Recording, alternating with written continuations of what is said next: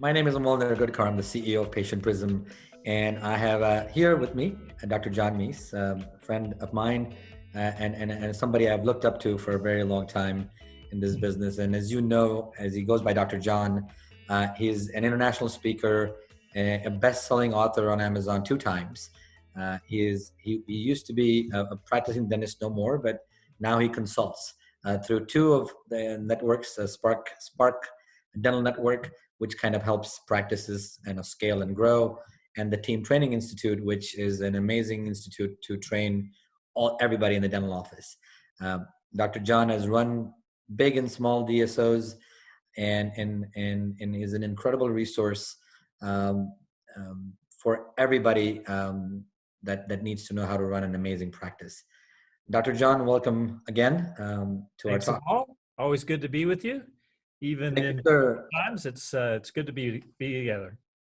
I know. I mean, sometimes the crisis times brings you some people together, and I've had more conversations with you during this crisis than ever before, and I really respect and admire your abundant spirit in sharing all this information. You're spending so much time and your team's time to learn about everything that's happening.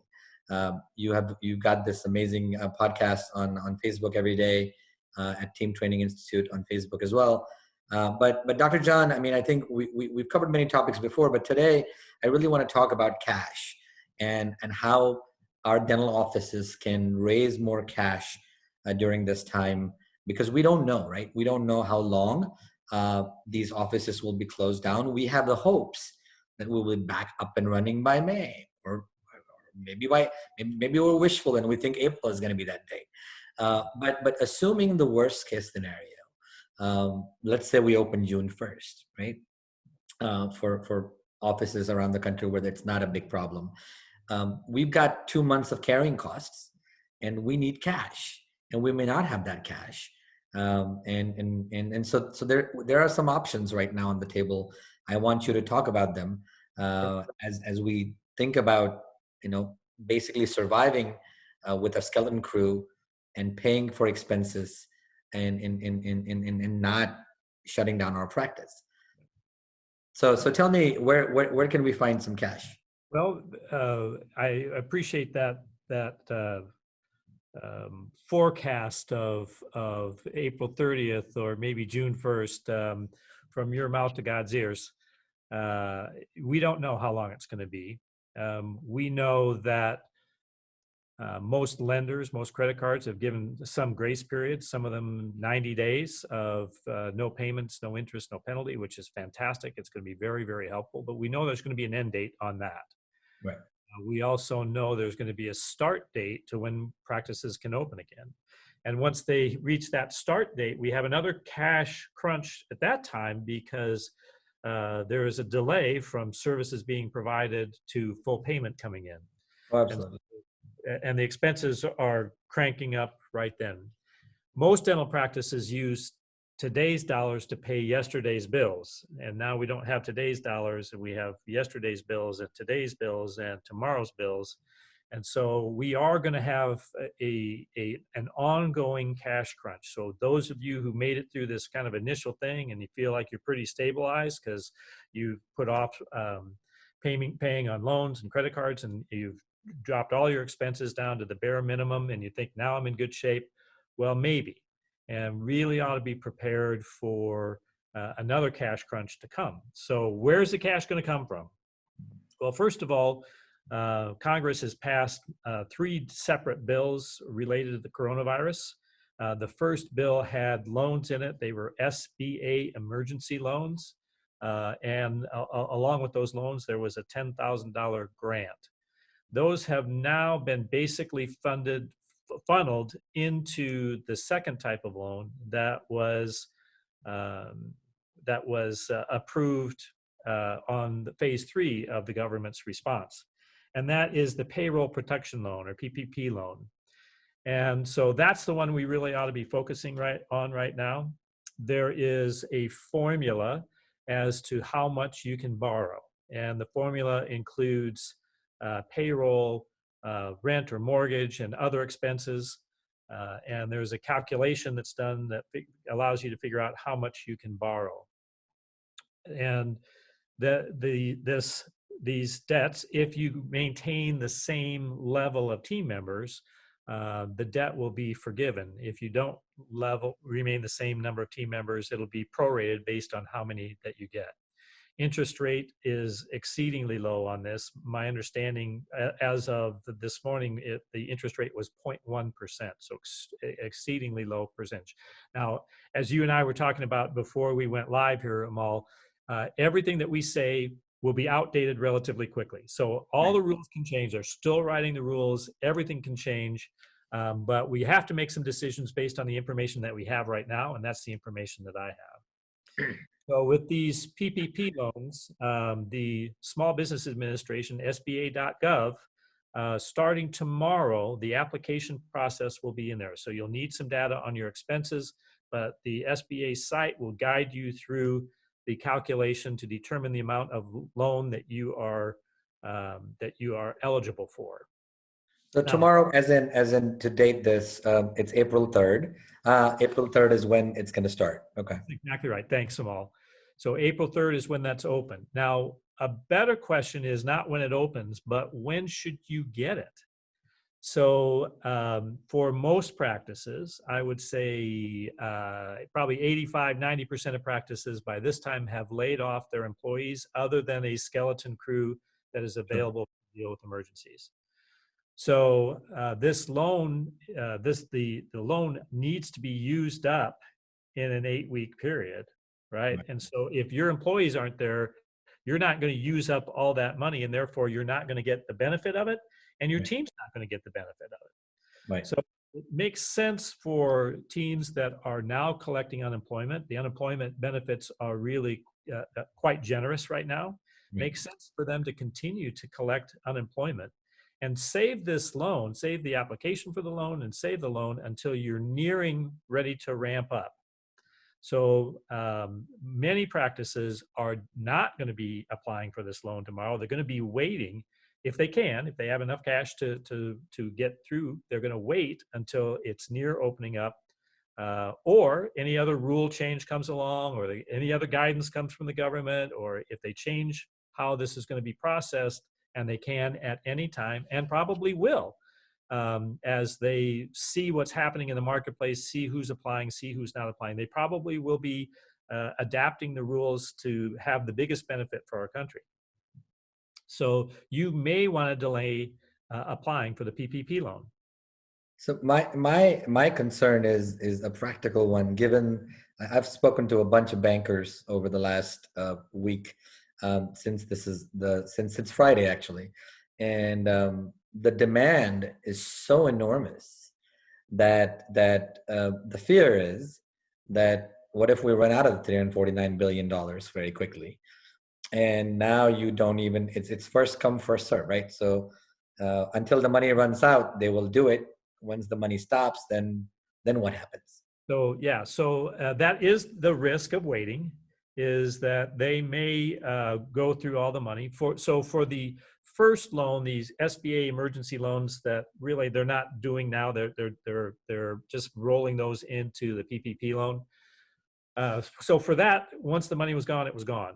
On this, they haven't said that. They haven't said that once the money is gone. I talked to several bankers this week who said that they are pretty confident that, first of all, that there's enough money to do what they're trying to accomplish. And second of all, that they've gotten guidance from the Fed that if they are going to run out of money, they're going to print more money.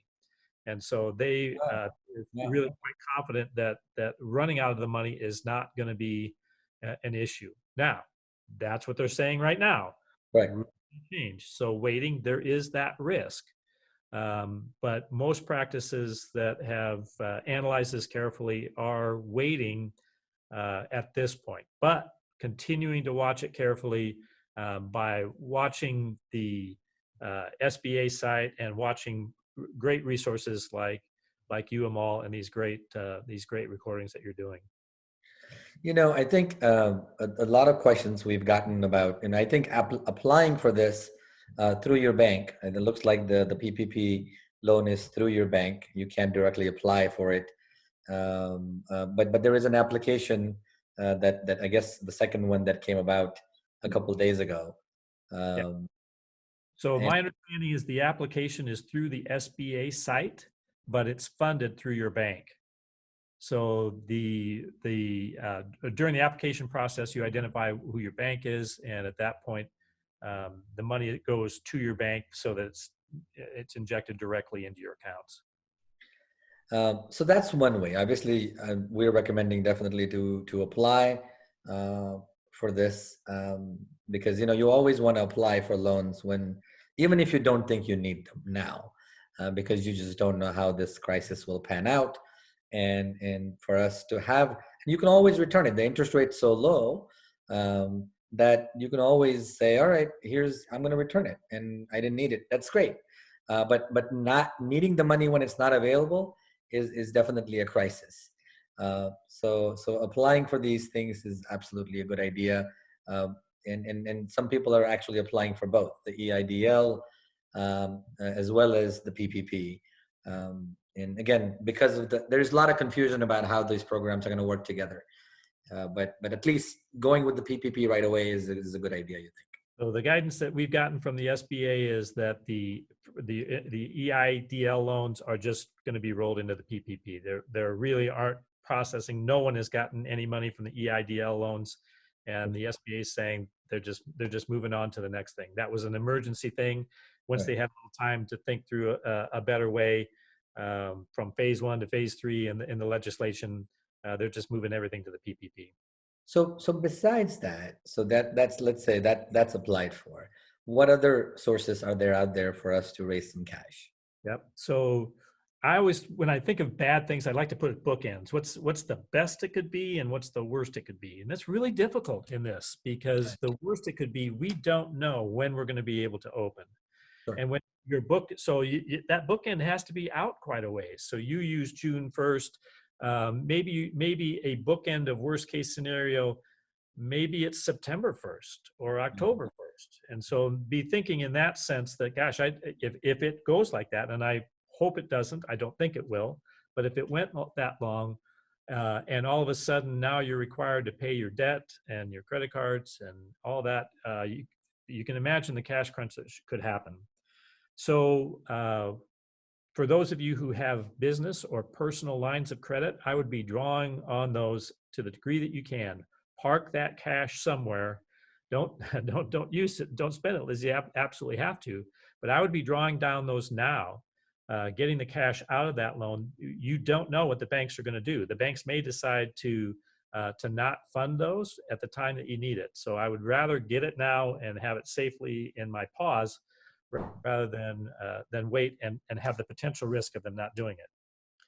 Also, home equity loans or refinancing your home is an area that many people have quite a bit of equity built up in their homes. And now is a good time to draw on that equity. You can always pay it back early, as you said. So there's no penalty for paying back early, but having that cash out and available is there, for most people, there's a significant amount of cash there. Next thing is you can take out retirement funds. Now, I wouldn't do that necessarily preemptively, but it is possible. They've waived the penalty for taking money out of retirement funds. Problem with that is the market's down, 30% or so. So we're selling assets at a discount to where they were. So that's one that you can do later on. It's not like the banks are going to say, it's not like they're going to freeze those accounts. Right. Right. They can.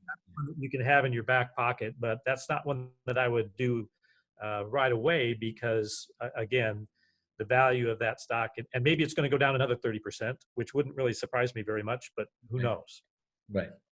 So, and then anything that you can sell, and if you have something around, and most of us do stuff that we don't use, that maybe we could find someone to buy. So, looking at things that you have that aren't bringing you a lot of value that someone else might get value from, is certainly another source. So it sounds strange. It's like we're squirrels beginning of winter, and we're gathering our nuts and we're hiding them all over the place. But that really is what it's like because we don't know what the far end bookend looks like. I mean, it makes sense, right? I mean, I think it's preparing for the worst is a good idea because it really gives you that peace of mind, knowing that, no matter what happens, or no matter when this opens, whether it's May, June, or September, I'm going to have enough cash to carry me through. I know the industry is going to come back. We're hearing reports from China already that the dental practices are on a big upswing. I'm going to do a video soon with somebody over there to talk about what's happening and how it's coming all back. So it's going to come back. It's just a matter of giving us peace of mind, and financial stress really drags you down quite a bit. No Sure. matter who you are, it's something that you can't escape from. Um, so these are really good suggestions. When we have cash, we have confidence. And when we have confidence, we make better decisions. When we're scared, our brain doesn't think right. We don't make as good a decisions. So cash is confidence. And spending it wisely too, right? I mean, I think a lot of people think about, and one of the questions I get a lot is, should I just get the loans just to keep the employees even if I don't need them, just keep paying them. But it's a pointless. So just because it's going to be forgiven doesn't mean you need somebody that you don't need, and the unemployment benefits are really strong. And so maybe I don't know what was the advice been about that, just paying the employees because um, you need them Yeah, in the future. keeping on the payroll. If you have the cash resources to be able to do that for months on end, then and you want to do that, and then that's fantastic. Most practices don't have a good understanding of where their cash position is, Right. and therefore may not have done the projections of what this looks like, particularly if we have to start paying on our loans. I think there aren't many people who can do that for the duration. So if you've done the calculations and if you have the cash on hand and it's something that you want to do, I think it's very generous and very wonderful for your employees.